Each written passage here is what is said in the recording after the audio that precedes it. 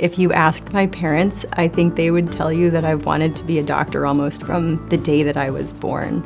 There are pictures of me before I can even walk with a toy stethoscope in my ears, taking care of my teddy bears. The decision to become an oncologist was one that I made very consciously.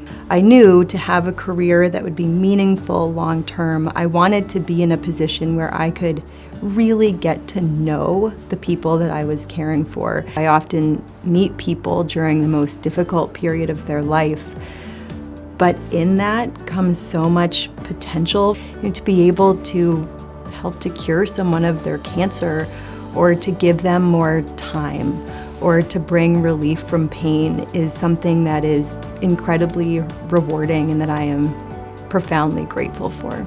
There are so many thoughts that come to mind when I think about my proudest moment in my career. I met a young man who had been diagnosed with a tumor that was pressing on his spinal cord. He was paralyzed from this tumor, but thankfully it was a tumor that's very sensitive to radiation. So I met him immediately, emergently developed a radiation plan to treat this tumor, relieve the pressure from his spine, and he did well. And several months later, I was working at the cancer center, and in my mailbox I had an envelope. I opened it, and it still brings tears to my eyes to this day. It was a picture of that man having just finished a 5K road race with a note underneath that said, "Dr. Romak, can you believe this? Thank you for helping me."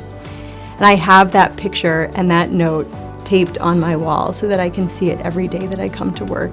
One of the things from my personal life that I bring into work and I think makes me a better doctor is the relationships that I have outside of work. I'm very close with my parents, my brothers, friends, cousins, and every time I'm meeting a new patient, caring for someone, I always try to think about how I would want to be cared for if I were the patient, or even more so if it were my mom, my friend, my brother.